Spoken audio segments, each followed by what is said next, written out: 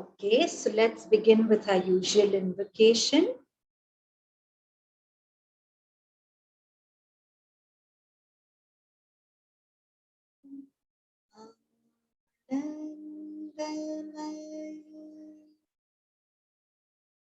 Chaitanya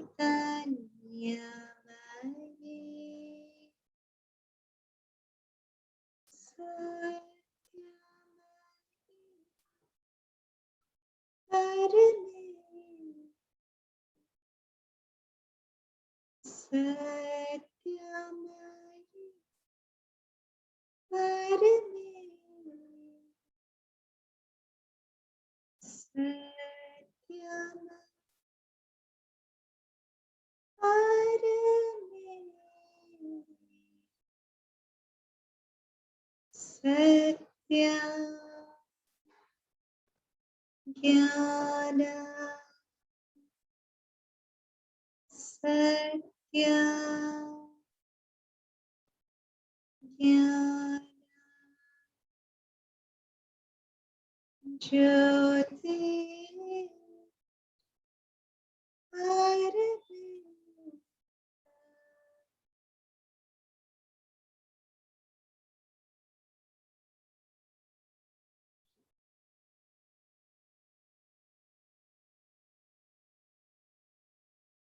Release the screen share, please.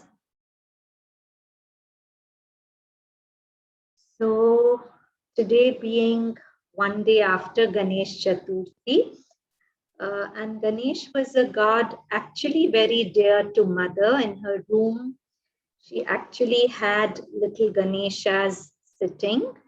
So let's start with what Mother says about Lord Ganesh. Next screen share.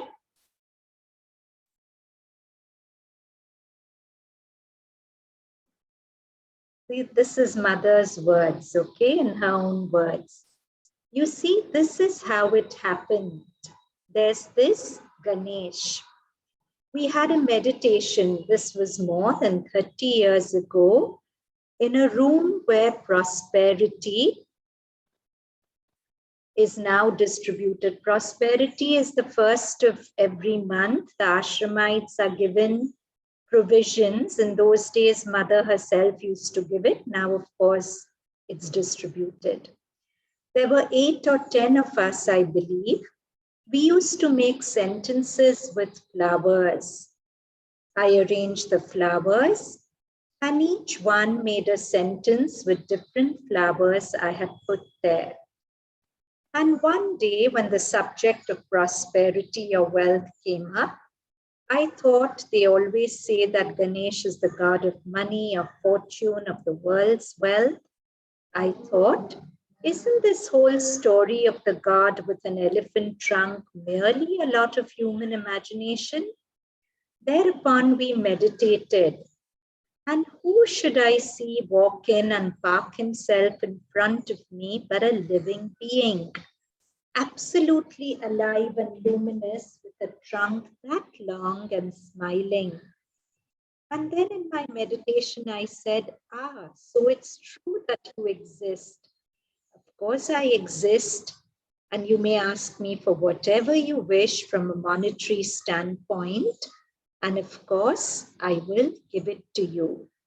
So I asked, and for about 10 years, it poured in like this gesture of torrents. It was incredible. Next. Ganesha is the power that removes obstacles by the force of knowledge. Ganesh, among other things, is the Devta of spiritual knowledge, Sri Aurobindo. Release the screen share.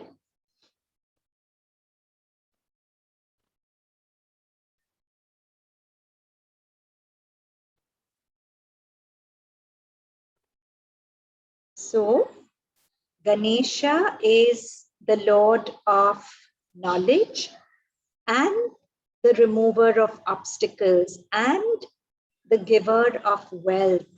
Now, how are these three linked?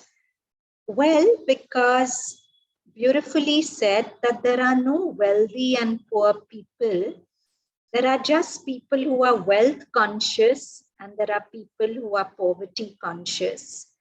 And the more you can have a bank balance of millions, but you can live with such poverty consciousness that you feel a pinch in spending every 100 rupees.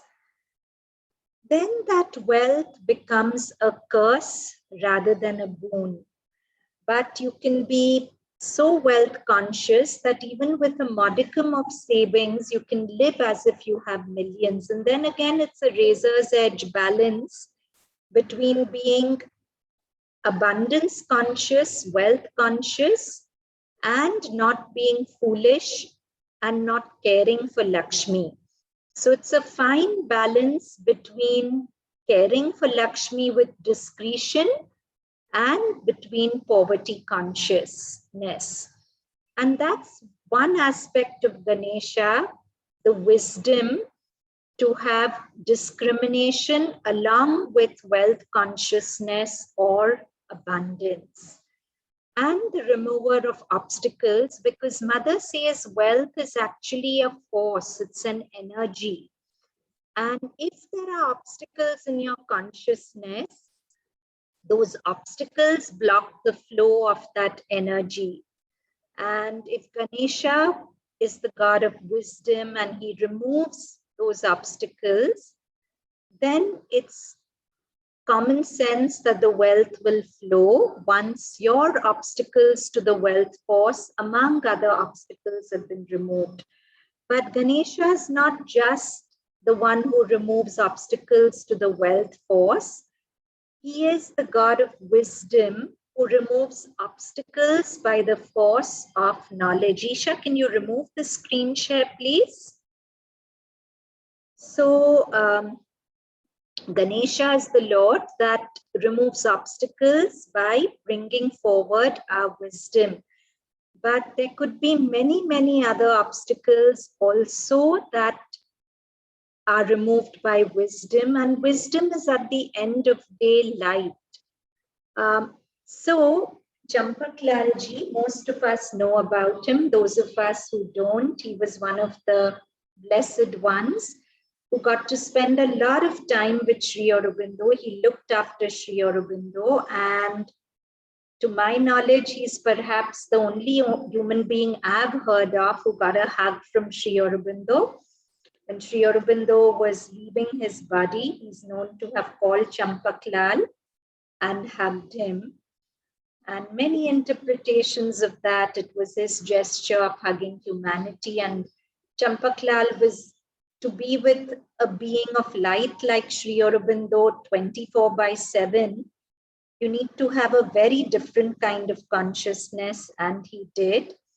And Champaklalji had a very open vision. There's a whole beautiful book written called Visions of Champaklal, where he saw all kinds of things.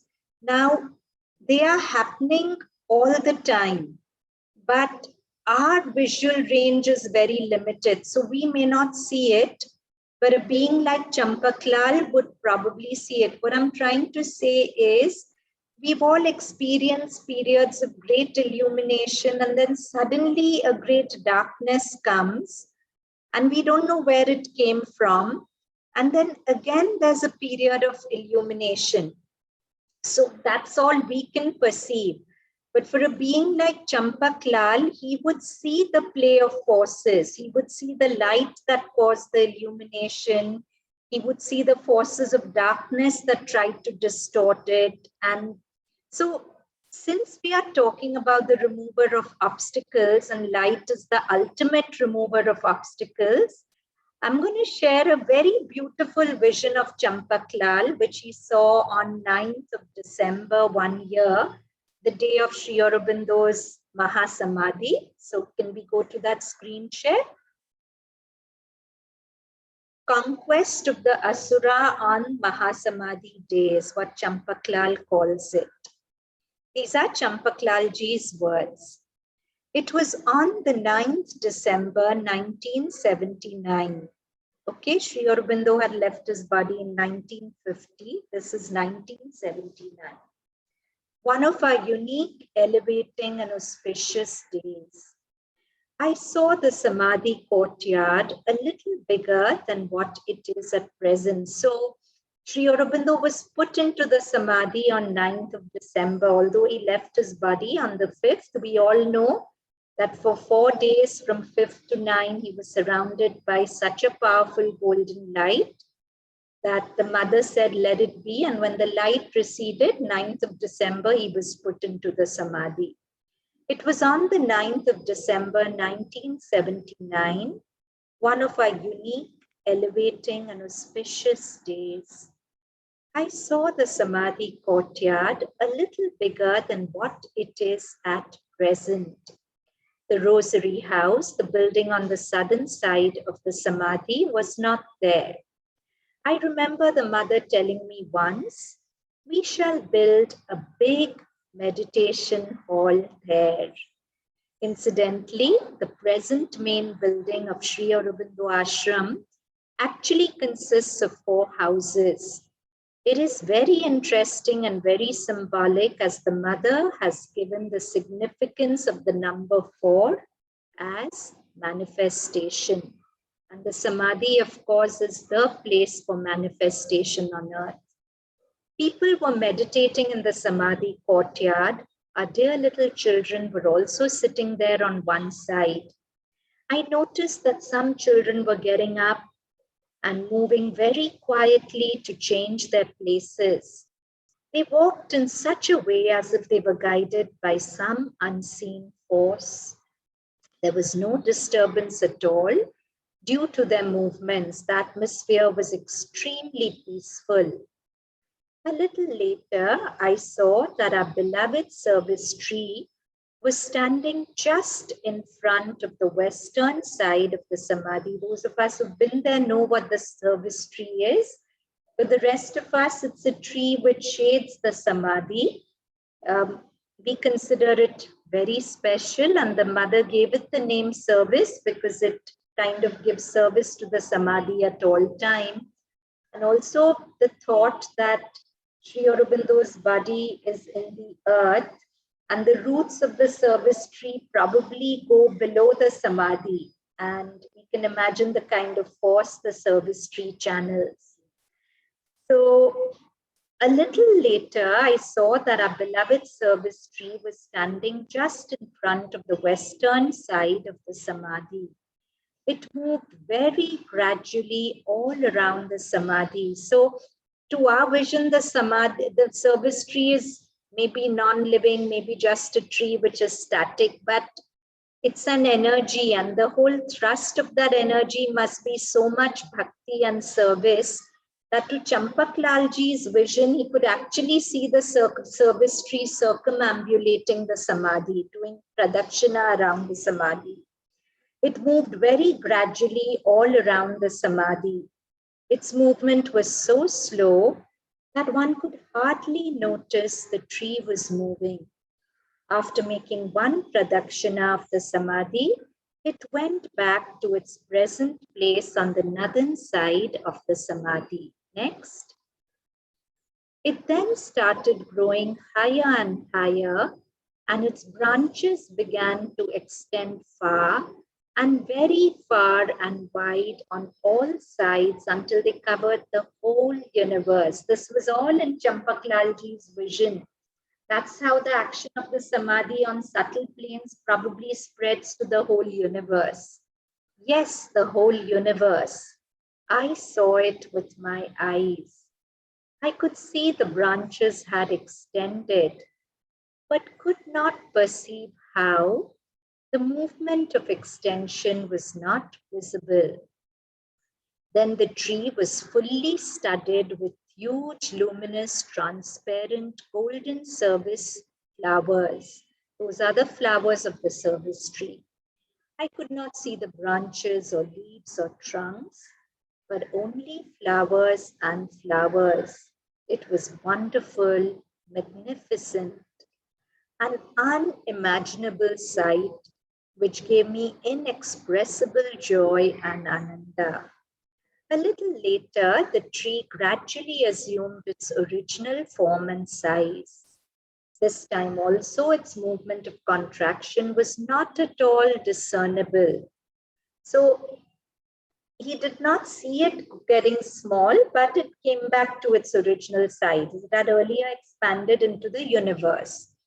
All the people who were meditating were seen sitting upon those luminous service tree flowers as on a royal velvet golden carpet.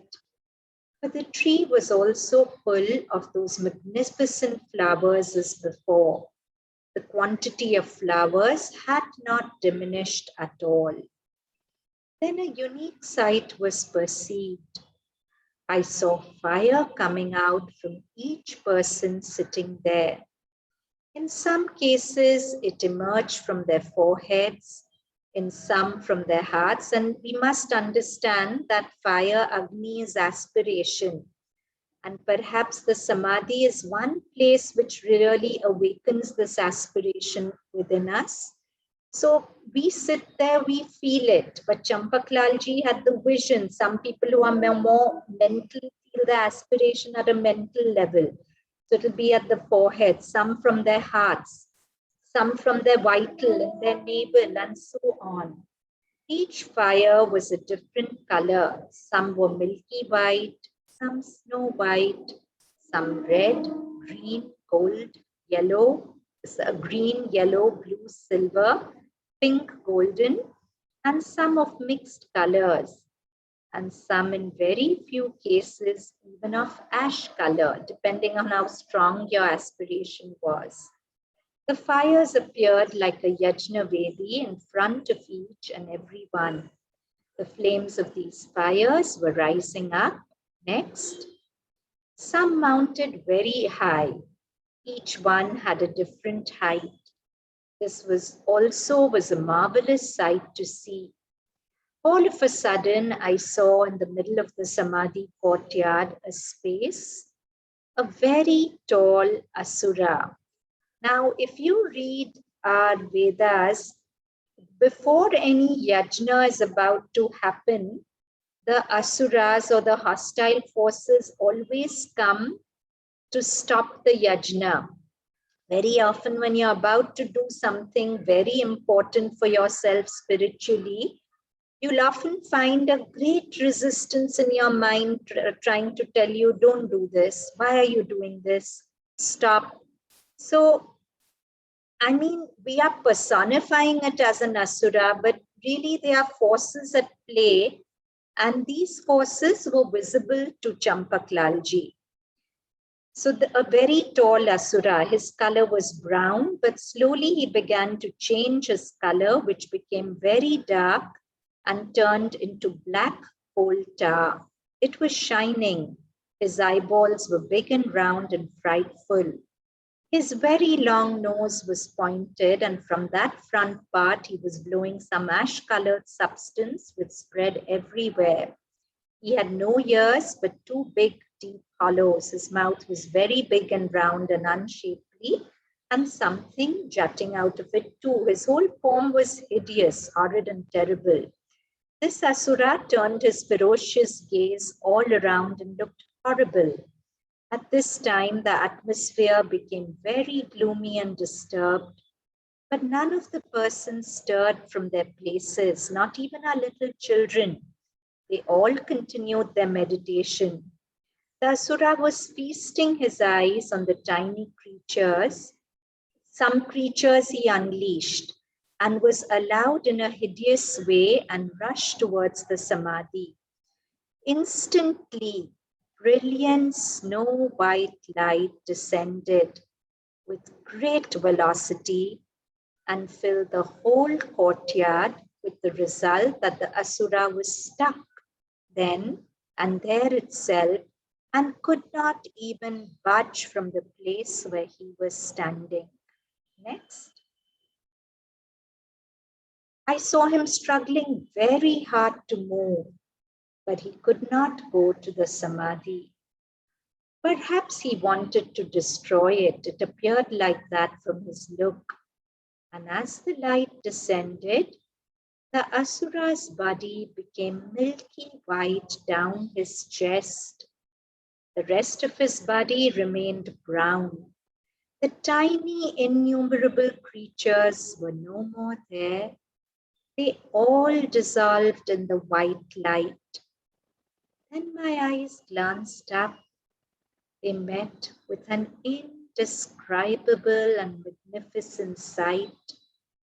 I saw descending slowly from high above a two-in-one, majestic, captivating, transparent, luminous, scintillating golden body radiating golden light in all directions. It paused in space just a little above the ground. Its lustrous eyes shone with a sweet, magnetic, and beatific smile. In its compassionate gaze, it held each and every single person meditating there with us, with its beautiful lotus-like hands in a mudra gesture of blessing, and showered grace on all. Each one was meditating on a refulgent golden light. Now in front of them, their sacrificial fires were seen as before.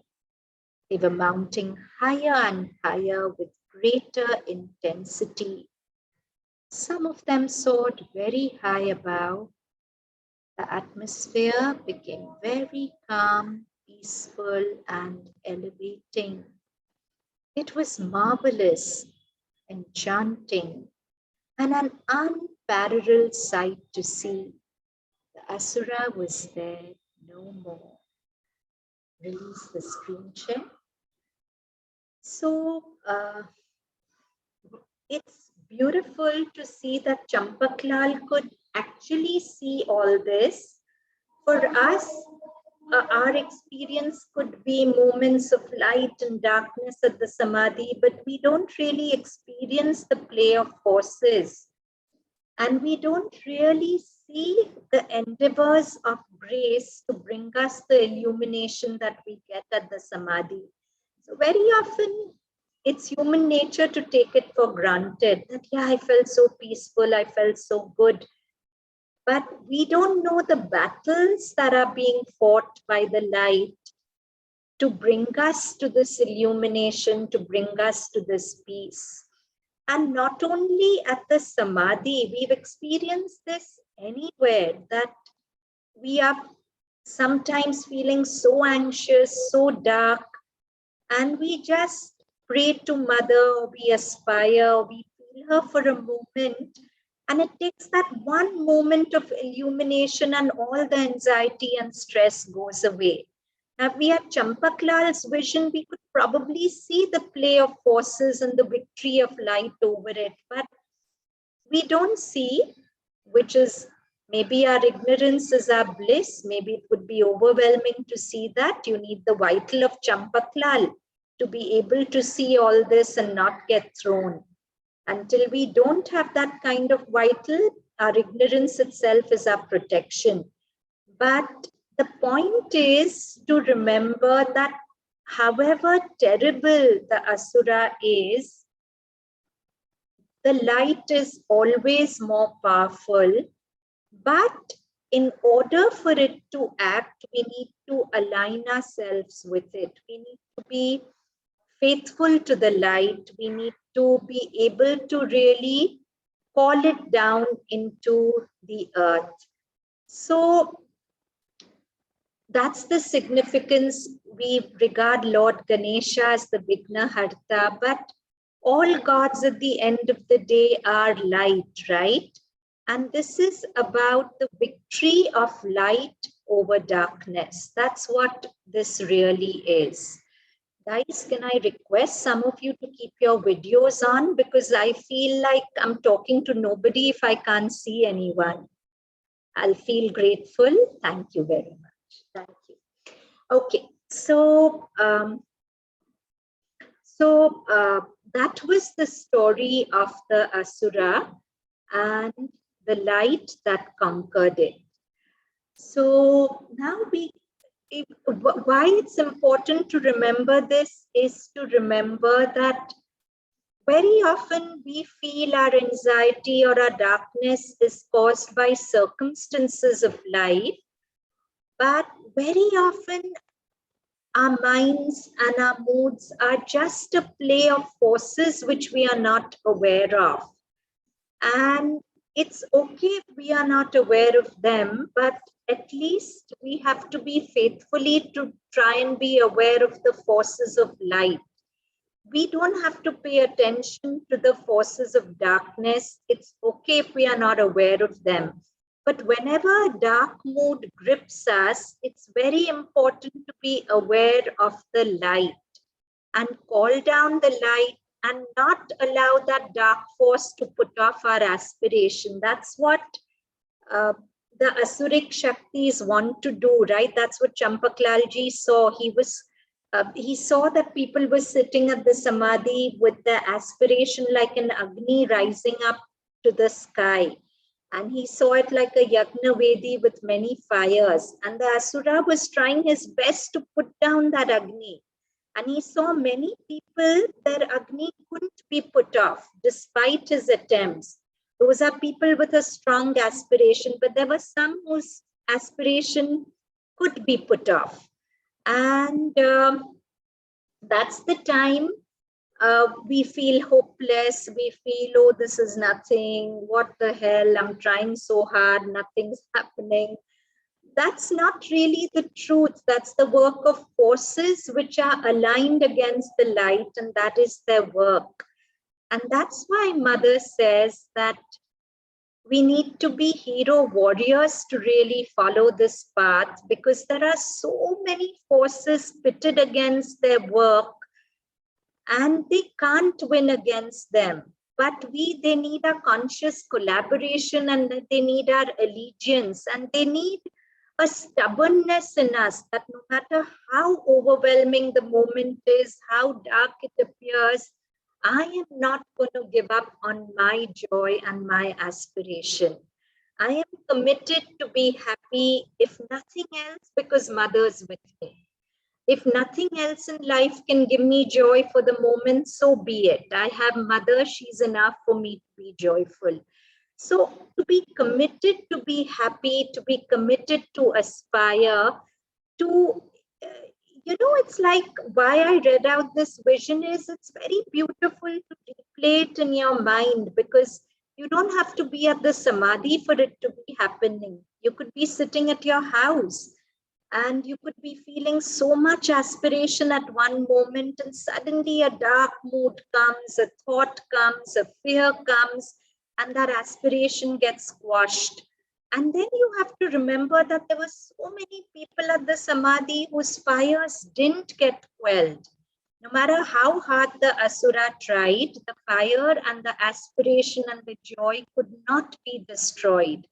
And we have to stubbornly be among those whose fire cannot be destroyed, because the Asura will be destroyed. That's Mother's work.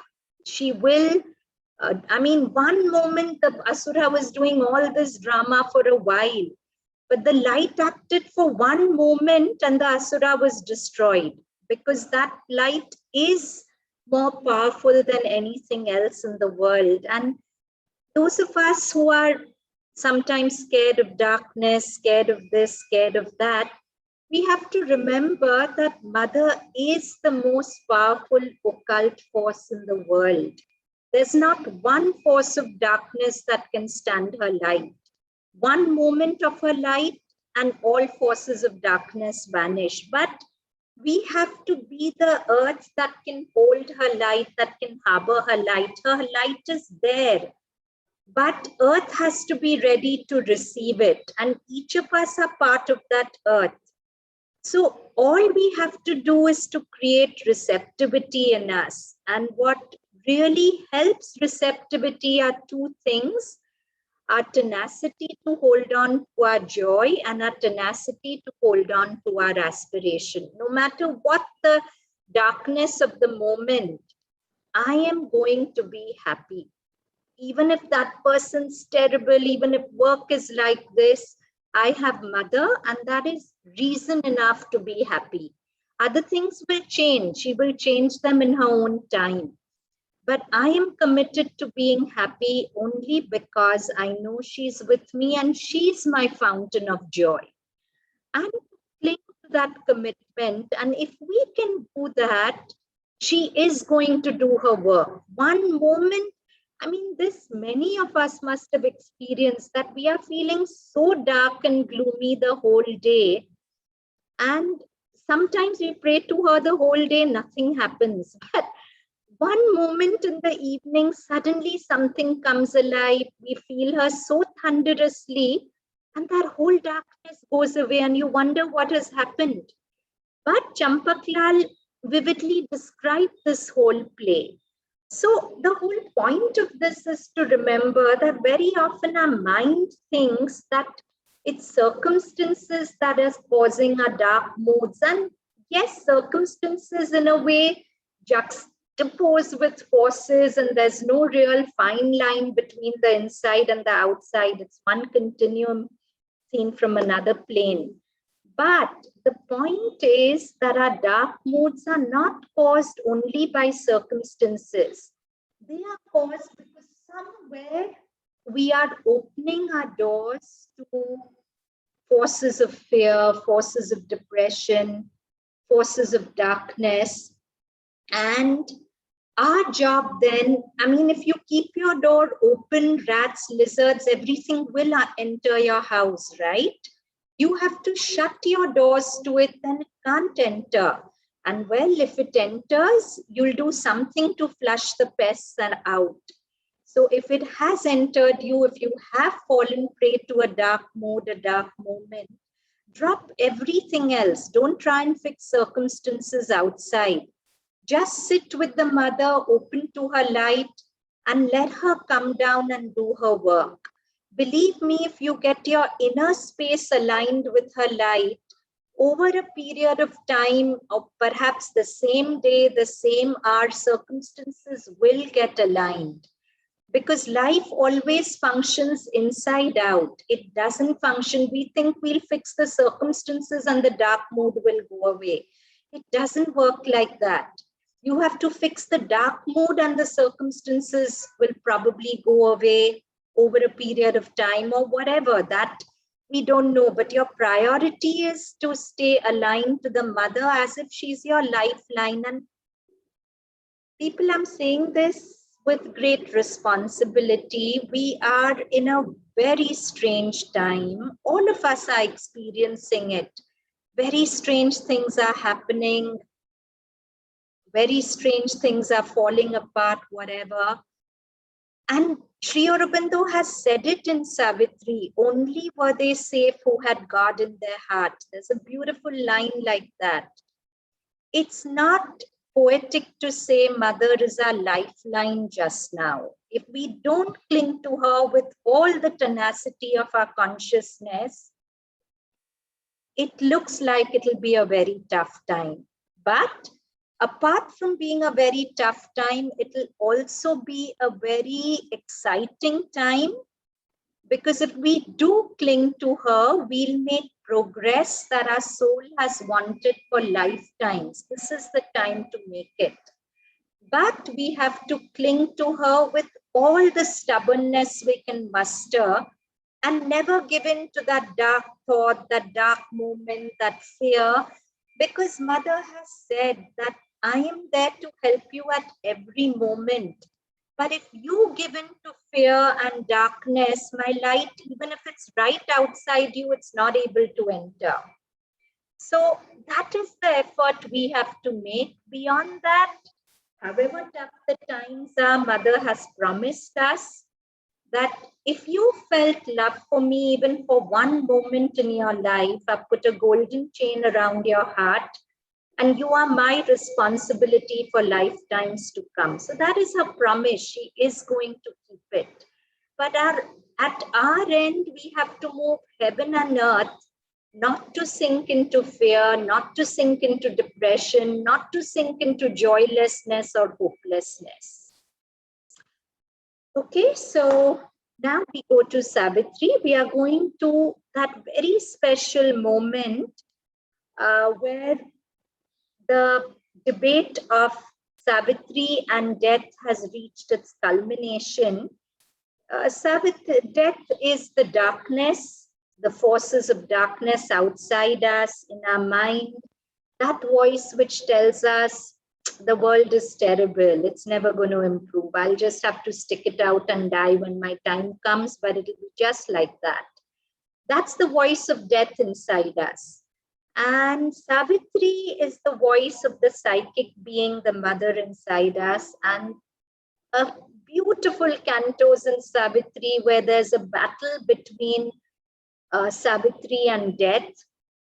And it culminates where death finally tells her that, who are you to talk so big? Who the hell are you? And if you are the divine mother, show me that you're that so that I can worship you. He's challenging her. And at that moment, Savitri drops her human form and shows him what she really is. And that's all light has to do. It doesn't have to battle anything. It just has to show itself and darkness dissolves. It's like you go to a dark room, you turn on the light, there's no darkness. Is there any real battle between light and darkness? It's not like that.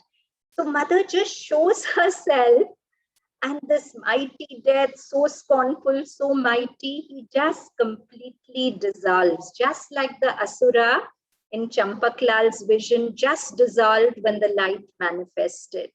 So it's a very special canto. Let's read it. So this is Death's address to Savitri. He's telling her this. A blind force, not truth, made this ignorant world. That's what we are most scared of. Know that this world is so random. There's no control. Anything can hit me at any time. I hear of something going wrong in somebody's life. Oh my God, it can happen to me. It's there. So that is the voice of death inside us, which makes us feel that the world is random. There is no control of a higher power. And that's what death is telling Savitri. A blind force, not truth, has made this ignorant world. A blind force, not truth, orders the lives of men. By power, not light, the great gods rule the world. So he's saying if there's a god also, he's a titan, he's an asura, he's powerful. He's not ruling the world with light and truth. Power is the arm of God, the seal of faith, a human claimant to immortality. Reveal thy power, lay bare thy spirit's force.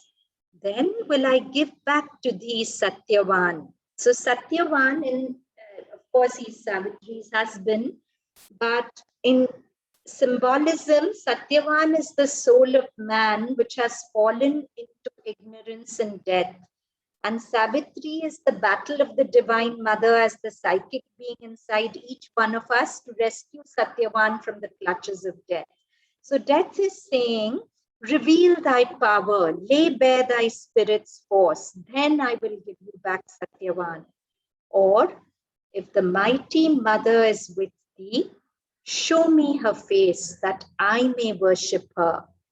Let deathless eyes look into the eyes of death, an imperishable force touching brute things, transform earth's death into immortal life. That's the challenge death is throwing Savitri. Next. So Savitri replies to death, I hail thee, almighty and victorious death. Thou art my shadow and my instrument. When there's a very great light, that light always casts a shadow. So it's so beautiful that she's fighting death, but she's not separate from him. She knows that death too is the shadow of her light. Death too is her instrument. Thou art my shadow and my instrument. I have given thee thy awful shape of dread, and thy sharp sword of terror and grief and pain, to force the soul of man to struggle for light on the brevity of his half-conscious days. Thou art his spur to greatness in his works, the whip to his yearning for eternal bliss, his poignant need for immortality. So she's paying a tribute to death before destroying him, that you've done your work so well, you played your role so well. You have forced the soul of man to struggle for life on the brevity of his half-conscious days. Thou art his spur to greatness in his works, the whip to his yearning for immortal bliss, his poignant need of immortality. Live death a while, be still my instrument. One day man too shall know thy fathomless heart of silence, and the brooding peace of night, and the grave obedience to eternal law, and the calm, inflexible pity in thy gaze. Men right now dread you, but one day they will know that you too are my instrument, and they will know you in your right place and your right role. But now, O timeless mightiness, stand aside and leave the path of my incarnate force. Relieve the radiant guard from thy black mask. Release the soul of the world called Satyavan, freed from thy clutch of pain and ignorance, that he may stand master of life and fate. She's not just asking for Satyavan. This was the mother's battle with the forces of darkness for each one of us. Each one of us is Satyavan, that he may stand master of life and fate, man's representative in the house of God, the mate of wisdom and the spouse of light, the eternal bridegroom of the eternal bride. So bridegroom and bride are like matter and spirit. Very often Sri Aurobindo talks about nuptials, marriages in Savitri, and it's like the marriage of matter and spirit. Right now, matter and spirit are as if divorced. If you live a material life, you have to forget about spirit. If you live a spiritual life, you have to forget about matter. That's the whole spirituality, right? Escape into nirvana, forget about matter. But Sri Aurobindo's whole yoga was to show that matter is a density of spirit, and to spiritualize matter and to spiritualize our material existence here as we live, not in some cave in the Himalayas. Next screen share. Ma'am, I have a question. Yeah. Ma'am, Adi Yogi is the first yogi, first person, I mean, in human form to become, to attain godhood, I presume. So, what is Adi Shakti? Is it the same thing as? Well, Adi Yogi, we refer to Shiva as Adi Yogi, no? Because he was the first yogi. Even in terms of Hatha Yoga, our asanas are supposed to have been channeled from Shiva. He was the Adi Yogi, he was the first one who gave the asanas, and then Patanjali, and then whatever. So Adi Yogi is Shiva, and Adi Shakti is the Divine Mother Aditi. No, I mean, ultimately it's the same thing, right? It's a union of the male and the female together. Yes. So Adi Shakti is the force that springs out of Shiva. Adi Yogi Shiva is stillness. Nobody will know about Shiva unless Shakti manifests him. So coming down to Mother and Sri Aurobindo, Mother was Sri Aurobindo's Shakti. So once when Mother was asked her relationship with Sri Aurobindo, of course we know there was nothing like husband and wife, guru, disciple between them, nothing of that sort. They were spiritual collaborators, and Mother says that without him, I exist not. Shakti cannot exist without Shiva. And without me, he is unmanifest. If I'm not there, no. And we saw that Sri Aurobindo had the greatest realizations in Pondicherry before Mother came. He had these 5, 6 disciples, freedom fighters, who treated him very casually. Nobody really took him for a guru. And he was least interested in being called a guru. But the moment Mother came to the ashram, she gave him his place as a guru. Like they didn't have much wealth, and they all, before Mother came, used to share one towel, and people didn't know who Sri Aurobindo was. So everyone would use the towel, and Sri Aurobindo would be given the soil towel, and Sri Aurobindo didn't care. But the moment Mother came, she started keeping separate towels for him, embroidered his name. And we saw the moment she came, the ashram started growing. She started manifesting Sri Aurobindo because she was his Shakti. Yeah. Okay. Next.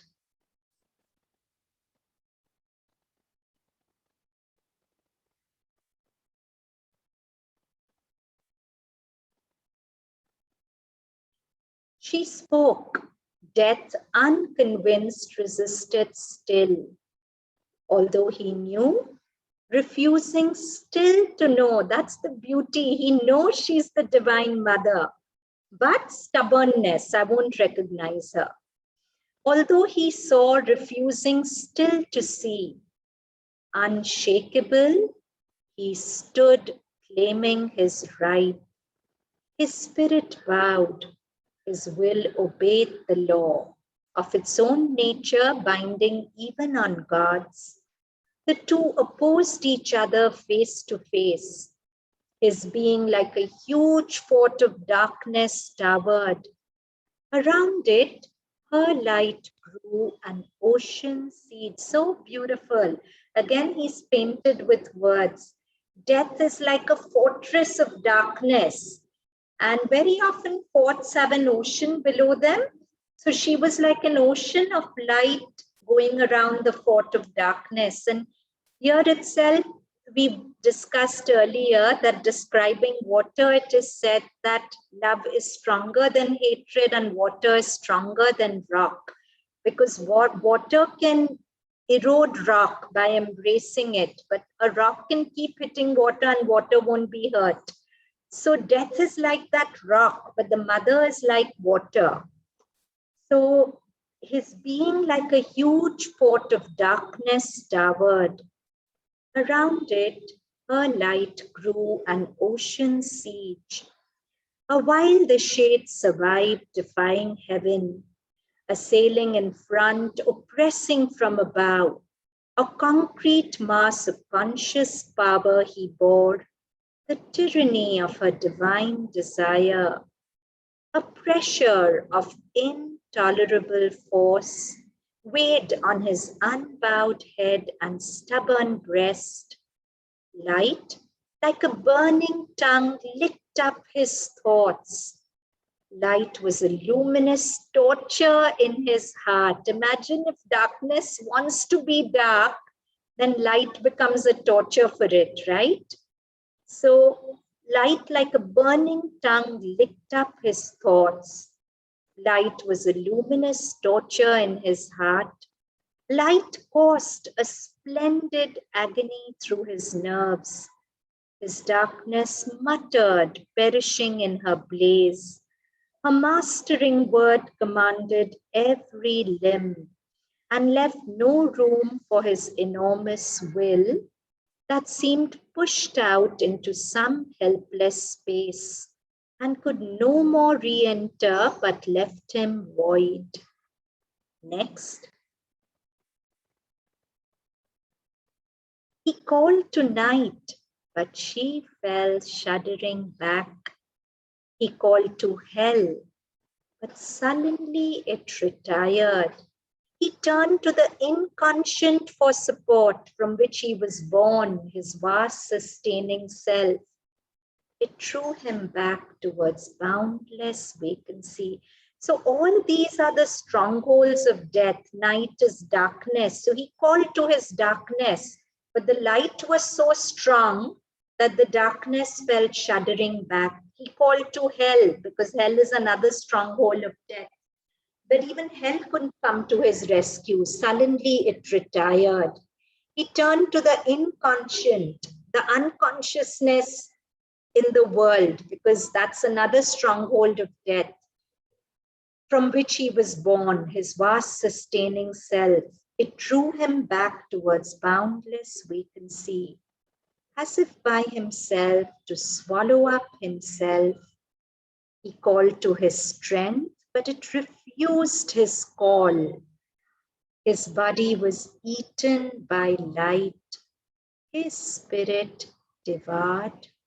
At last he knew defeat inevitable, and left crumbling the shape that he had worn, abandoning hope to make man's soul his prey, and forced to be mortal, the immortal spirit. That's the work of death. No, it forces the immortal spirit to be convinced that it's small, it's mortal. He tells Savitri, you're a two-legged worm. Don't think you're very great. Be the two-legged worm that you are. That's what he says all human beings are. So that's his whole goal.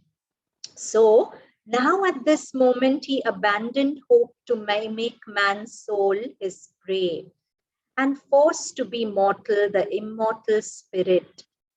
Afar he fled, shunning her dreaded touch, and refuge took in the retreating night.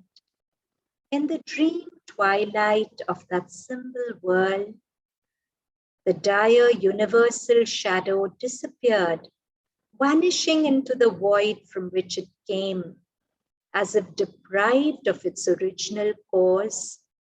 The twilight realm passed, fading from their souls, and Satyavan and Savitri were alone, but neither stirred.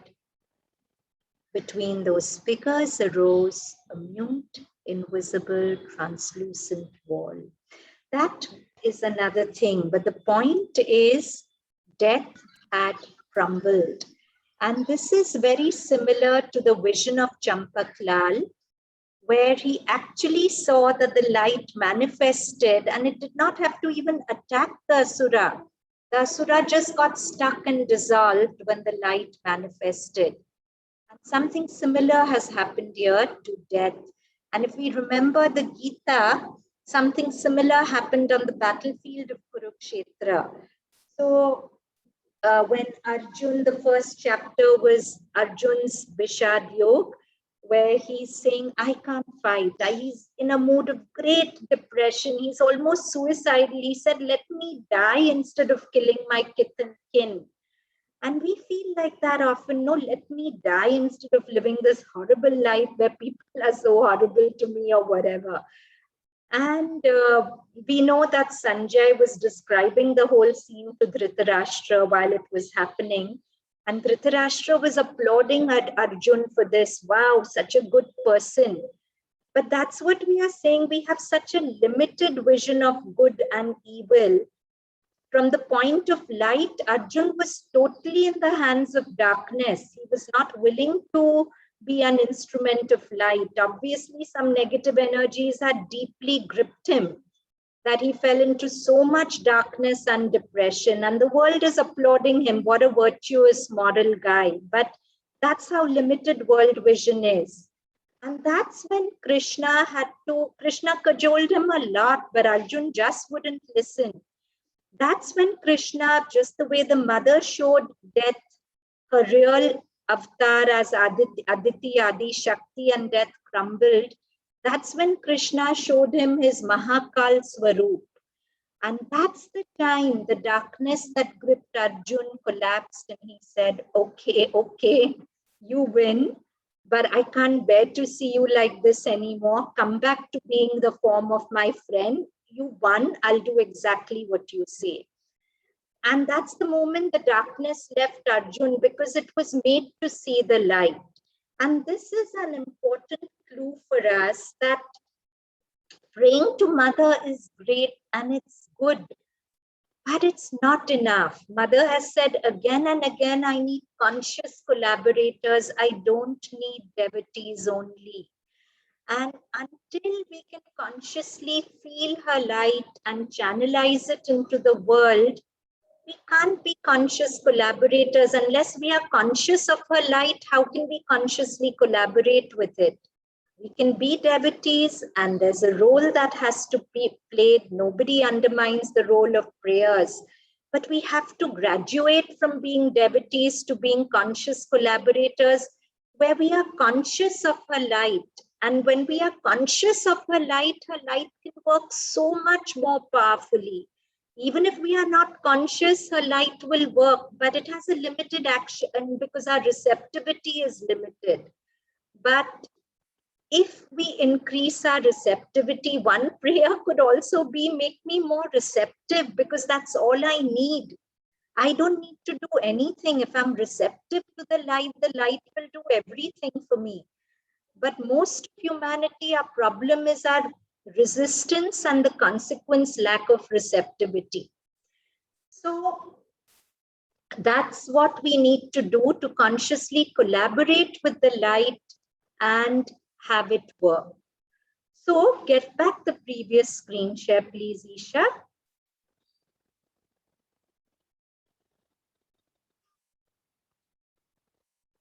I want all of you to read this in your own time, because it's such a beautiful, inspiring passage.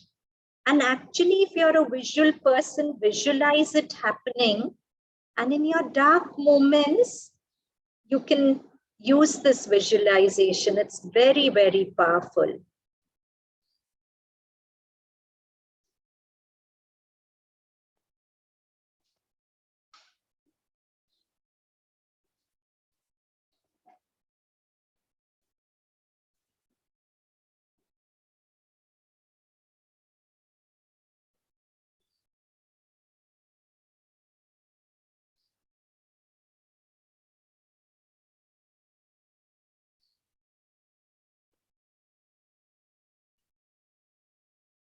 So you can shut your eyes, and I'm reading it out.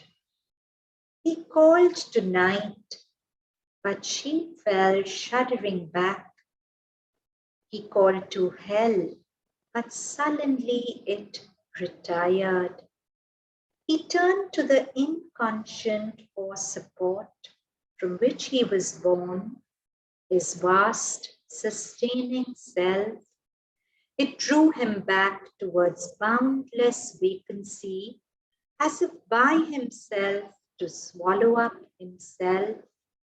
He called to his strength, but it refused his call. His body was eaten by light, his spirit devoured. At last he knew defeat inevitable, and left crumbling the shape that he had worn, abandoning hope to make man's soul his prey, and forced to be mortal the immortal spirit.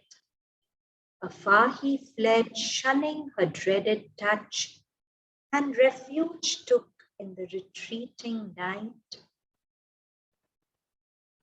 In the dream twilight of that symbol world, the dire universal shadow disappeared, vanishing into the void from which it came.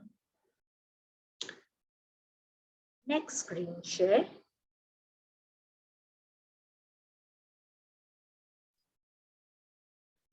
So now we go to synthesis of yoga. What will help us to increase our commitment to light? And one very important thing, what Sri Aurobindo calls indispensable, is faith. So Sri Aurobindo's words on it from Synthesis of Yoga. There is one kind of faith demanded as indispensable by the integral yoga, and that may be described as faith in God and the Shakti, faith in the presence and power of the divine in us and the world, a faith that all in the world is the working of one divine Shakti, that all the steps of yoga, its strivings and sufferings and failures, as well as its successes and satisfactions and victories, are utilities and necessities of her workings. And that by a firm and strong dependence on and a total self-surrender to the divine and his Shakti in us, we can attain to oneness and freedom and victory and perfection.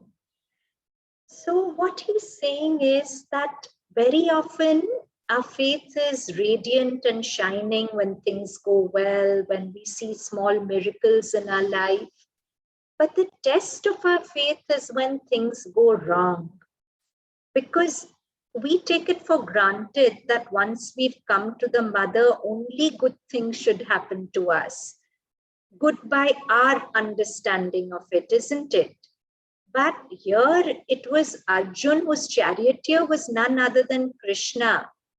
And such a bad thing happened to him. He's being led to a battlefield where he knows he's to kill his beloved teacher Dronacharya, his Bhishma Pitama, all his dear ones. One would think it's the worst fate.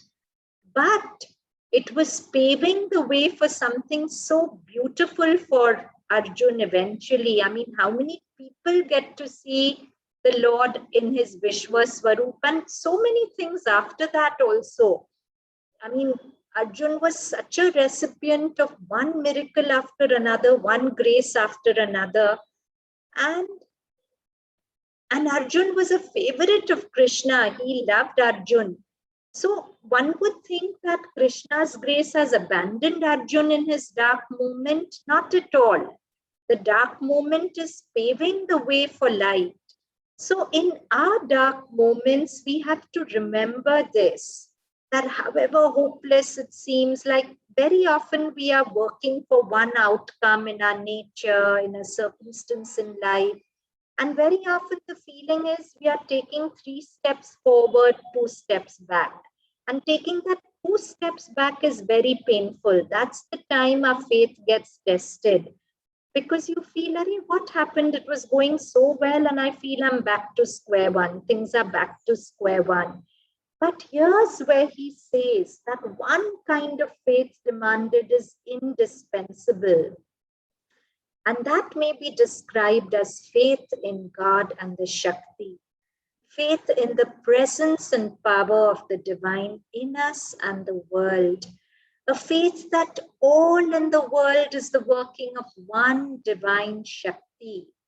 That all steps of yoga, its strivings and sufferings and failures, as well as its successes and satisfactions and victories, are utilities and necessities of her workings. So everything, even that dark moment, is a utility and a necessity for her working. Arjun's darkness at the beginning of the Gita was a necessity for the Gita to unfold. It's that darkness that called down the light, right? If he hadn't been gripped by darkness, Krishna would have never revealed the Gita on the Kurukshetra, right? The darkness was necessary to pull the Gita down into the world.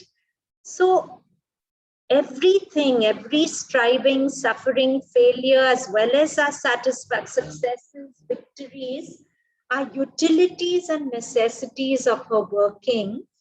And that by a firm and strong dependence on and a total surrender to the divine and his Shakti in us, we can attain to oneness and freedom and victory and perfection. This Shraddha, beautiful in Sanskrit, Shrad means your highest truth, and Tha is holding on to it. So in Sanskrit, Shraddha means the holding on to the highest truth of your being. Faith is, as Sri Aurobindo goes on to say, an inadequate word to express it. That's why we say Sanskrit is a language so powerfully aligned to the truth. This Shraddha, the English word faith, is inadequate to express it, is in reality an influence from the Supreme Spirit and its light, a message from our supra-mental being, the superconscient in us, which is calling the lower nature to rise out of its petty present to a great self-becoming and self-exceeding. So beautiful. Sri Aurobindo is saying faith is not a mental phenomenon at all. What is faith? Faith is an influence from our superconscient, from that part of us which is our supramental being, our being above the mental, which is calling to the lower nature to rise out of its petty present to a great self-becoming and self-exceeding. And that which receives the influence and answers to the call is not so much the intellect, the heart, or the life mind, but the inner soul, which better knows the truth of its own destiny and mission. So this faith is not something at the mental level at all. If we quiet our thoughts, this faith is something that is always there within us. It's never lost. As Narad says in Savitri to Savitri's mother, was then a sun a dream because there are clouds? Clouds of darkness may cover the sun of faith, but it's never not there. If we just remove the clouds of darkness, that luminous faith is always there inside us. And that which receives the influence and answers to the call is not so much the intellect, the heart, or the life mind, but the inner soul, which better knows the truth of its own destiny and mission. The divine holds our hand through all, and if he seems to let us fall, it is only to raise us higher. It doesn't mean that once we come to the mother, our path will be hunky-dory. It may not. Because we are more capable and because mother wants us to evolve faster, maybe there'll be more twists and turns on the road. But the divine holds our hand through all. And if he seems to let us fall, it is only to raise us higher.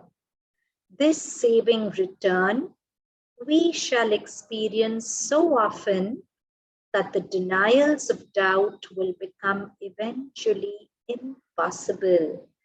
And when once the foundation of equality is firmly established, and still more, when the sun of the gnosis has risen, doubt itself will pass away because its cause and utility have ended. So it begins with a very beautiful journey. This will be our last screen share. It begins with a very beautiful journey where when things are good and miracles are happening and things are working out, our faith is reinforced. But then we've taken 5 steps ahead, 2 steps back. And that's when our faith gets a real challenge. And that's when we feel, oh, I was just getting carried away. Mother's not really going to do all this that I'm reading about, or I'm not deserving. It's not going to happen for me. And all that will come back. And that's the time we have to turn to our supramental being, to the superconscious, to the mother's presence within us. And it's not about a mental thinking. It's not about a belief. You can't have faith with thought. Faith doesn't really come with thought. No, you must have tried. Somebody who doesn't have a connection with the supramental being, faith, mother at all, you can speak 2 hours to them about faith, but it doesn't make any sense to them because faith doesn't make sense to the mental in man. Faith is a knowing deep inside the heart. It's a knowing of the deeper superconscious, your psychic being. And you just have to let that faith come forward, and you just know that however dark the moment appears, it's exactly as it should be, I'm going to hold on. I'm going to be as bright and cheerful as I can be. I'm not going to let the fire of my aspiration be quelled. And let me just see. Let me wait it out and see how the light takes the action. Instead of me flapping around, running to this healer, this astrologer, that, we can't sit still. All this running around actually interferes with the working of the light. If we just sit still with our faith, you'll see you don't need anything other than the mother. Which greater healer, which greater astrologer is there in the world than her? And very often running helter-skelter actually interferes with the working of her light in us. So we just have to sit still with our faith and wait. And the moment we can do that, we have aligned ourselves with the forces of light. And the forces of light can work to change everything in a moment.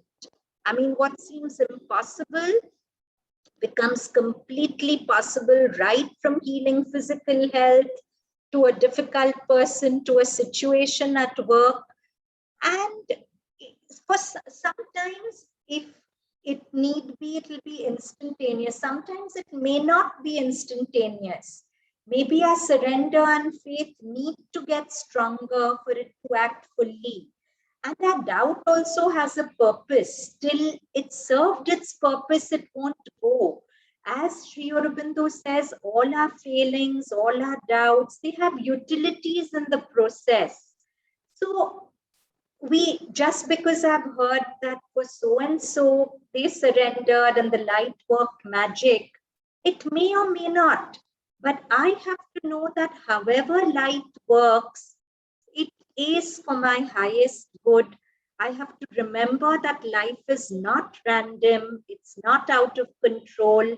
I'm not going to randomly be lashed by anything, and I don't have to dread terrible outcomes.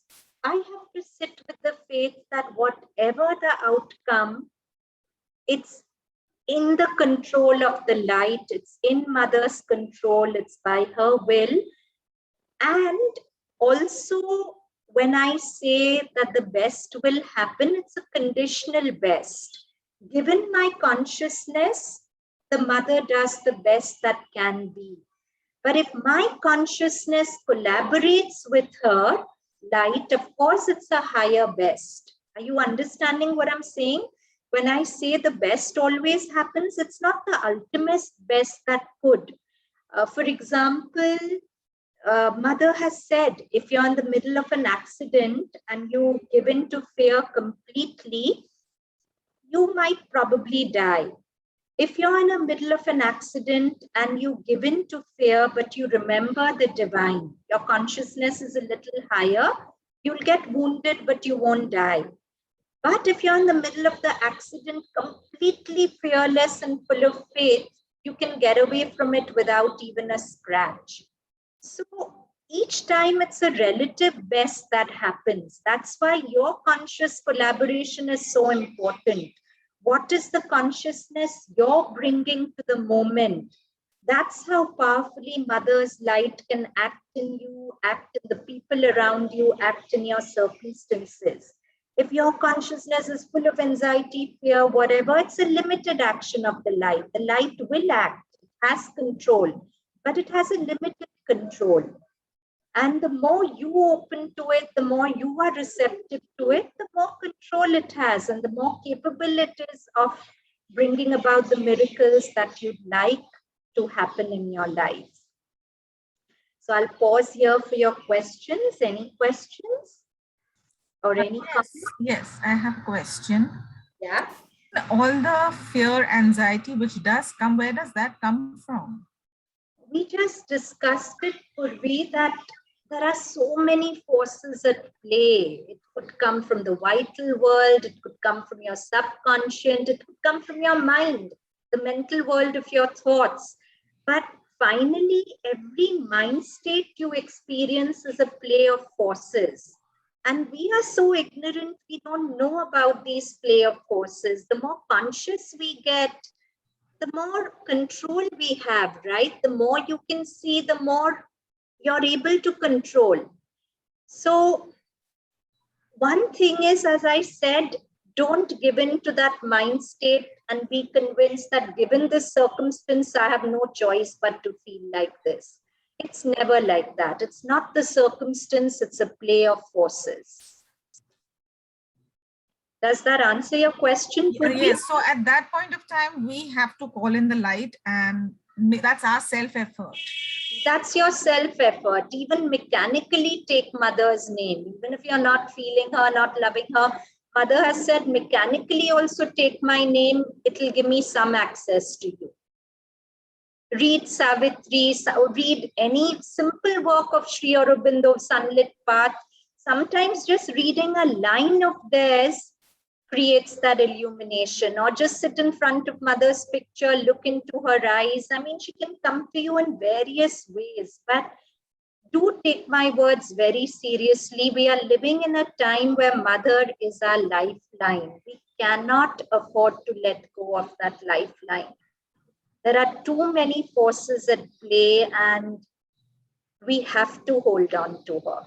And if we hold on to her, nothing can touch us. Thank you. Any other question? Okay.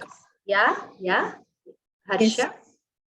Today, an old friend of mine who is a devotee of Mother and Sri Aurobindo, somehow she was losing hope. And she's saying, I'm now just counting my days to die, you know. So I told her that this is not what Mother wants us to do. We have a purpose to live. And the goal should be that so long as you've not fulfilled your purpose, you will not think of death also. And Harsha, tell her that Mother has said that till your last breath, you have every chance to be with me and to progress. Till your last breath, you can progress. Yes. And it's very important to be with her at the moment of dying. Very, very important. I'll tell her that. Any other questions? Okay, if there are no more questions, let's just assimilate the class and see how we can kind of bring it into our life. Ma'am, just one question, sorry. Yes. We have been often saying that if everything is divine, then even those dark forces, whatever is vital world, mental world, yes, is that also? Of course, it's divine. Savitri tells death, you too are my shadow and my instrument. But for the play, while she recognizes that he's a shadow and her instrument, she still battles him, no? Okay. That's the Leela. Anything else?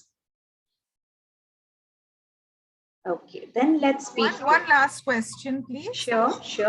So if it is the Leela, then is our role more to be a witness to it, or, I mean, do we consciously fight it, or is the fight going to happen anyway?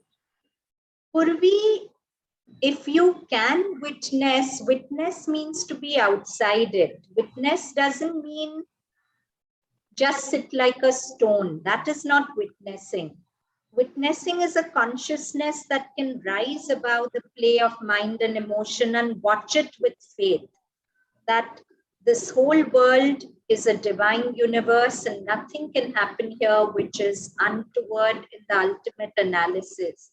If you can watch from that stance, then you're witnessing. Otherwise, you're not witnessing. And if you don't have access to witnessing, then you better fight. Okay. Yeah? Yes, thank you. Okay. Anything else? Ma'am, one question. Yes, Aditya. In Champaklal's vision, the Asura could not do anything to the fire of many people, but it did affect a few people whose aspiration was weak. Yes. So, what makes some people's aspiration stronger than others, and how does the aspiration get? How much they worked on themselves, how serious. How important is mother to them? That's the bottom line, because aspiration is the mother. For many of us, like I know somebody who says that मैं तो हर पल भगवान को याद करती हूँ पर फिर भी, but she's not doing it. It's easy to deceive yourself to say that every moment you're thinking of God and all that, but you're really not doing it. The truth is that for most of us, everything else is important. And then in one small corner, that 15 minutes or half an hour a day, I'll read something, I'll remember mother. I might fool myself that she's the most important thing. But honestly, look at how you spend your day. How many moments of your life is she really the most important thing for you? Very few, if at all. In a whole day, how many moments will you honestly say in that moment, mother was the most important thing for me? It's not like that, no? It's like I'll live everything first, and in small part, I'll do my puja, I'll do my meditation. Then that is what it is. That's what makes the aspiration weaker. Why does this tendency come to step away from the aspiration sometimes? Because for us, the world is more real than the mother. The mother is a feeling, it's intangible, it's subtle. But the world is out there, it's staring us in the face. It's real to our senses. So very often, what's subtle, we tend to forget more easily, and what's real traps us. So as we practice more and more, the mother becomes more real to us than the world. I mean, at some point, at least in moments, you feel that her presence in you is so thunderous that you can swear with all the truth in your being that that presence feels more real than the world outside. So that is our sadhana, to experience mother so concretely that she is more real to us than the world outside. Right now, in our ignorance, the world outside is more real.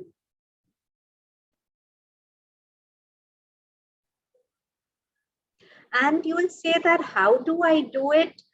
You can't really do it. Only the mother can do it for us. And for that, let's just hold on to her like a lifeline. I mean, if it comes to it, put a reminder to remember her every 2 hours on your mobile. We put reminders for so many other things. But do devise your own ways to somehow come back to her periodically through the day, not just that 15 minutes or 20 minutes you meditate, you feel that's the time I can be with her, rest of the day I'll do my own thing. It doesn't work like that. If you've done your whole own thing the rest of the time, your meditation will also be like that. But if the whole day you've lived in some kind of reaching out for the mother, that will carry its trail into your meditation, and your meditation will carry its trail into the whole day. That's why I'm increasingly thinking, instead of long hours of meditation, 5 minutes meditation, or even 3 minutes remembering the mother every 1 hour, every half an hour, every 2 hours, whatever your life allows you, it's far more useful than just isolating that half an hour where nothing is really happening, and then you say, oh, but nothing happened, I sat, she didn't come. But how will she come if you've not lived the whole day in preparation for her coming? You can't live carelessly the whole day and then sit and think that she'll come. She's willing to come, but you're not ready to receive her. Thank you. So there's a question on the chat. Why today specifically you mentioned about the play of forces being very strong? Is it with reference to current times? Yes, it is with reference to current times. And you don't need me to tell you, you know it in your own life. Look around, you see it.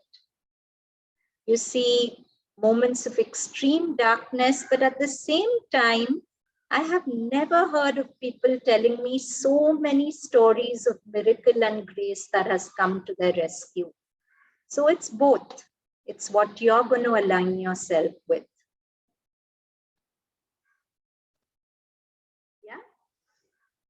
So, any more questions?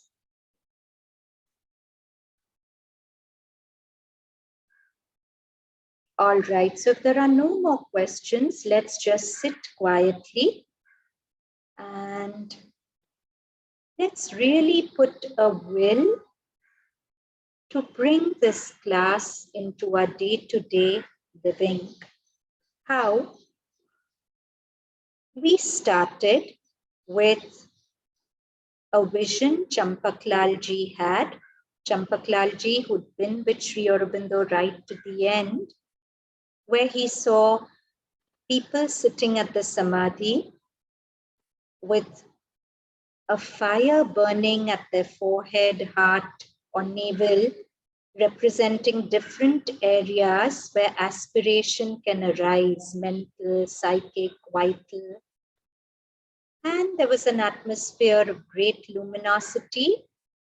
And then Champaklalji saw a terrible asura trying to squash out the fires in people, and then moved towards the Samadhi trying to attack it. And the moment he did that, a stupendous white light descended, froze him, and he dissolved. And then the fires in people's hearts started burning again, luminously, more radiantly. And there was an atmosphere of great beatitude and grace. This is a beautiful story to recount when we are feeling our darkness. Samadhi is not geographical only. The Samadhi is a space inside us. We can sit with it, and at times our aspiration burns very brightly. We feel joy and inspired and motivated. And then suddenly some dark thought, that's the play of asura and the mental being, or suddenly a dark emotion, the play of the asura and the vital being, or for no reason, we can't put our finger on it, but we feel dark, dull, dark and gloomy. And Mother calls this subconscious pessimism. But wherever the asura is attacking our aspiration, we have to know that the light that the Mother is infinitely more powerful than the asura, than the force of darkness.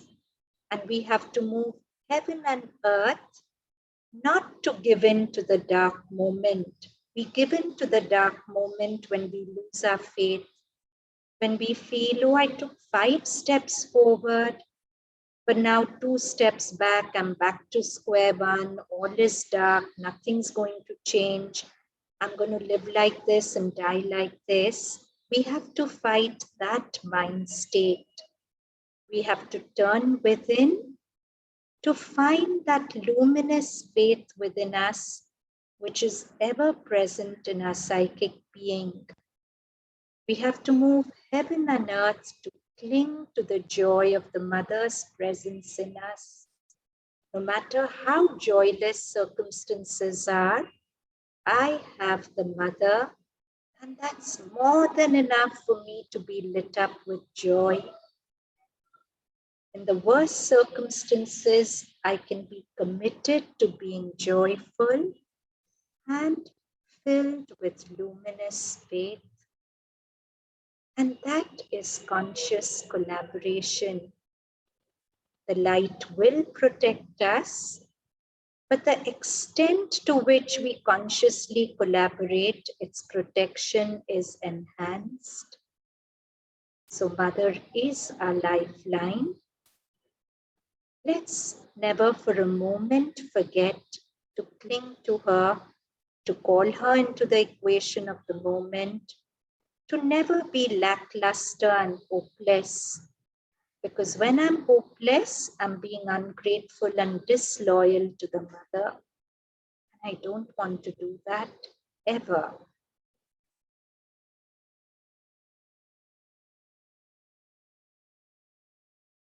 Let's just be quiet, focusing in our hearts, feeling that aspiration, that joy, that fire lighting us up for a minute or so.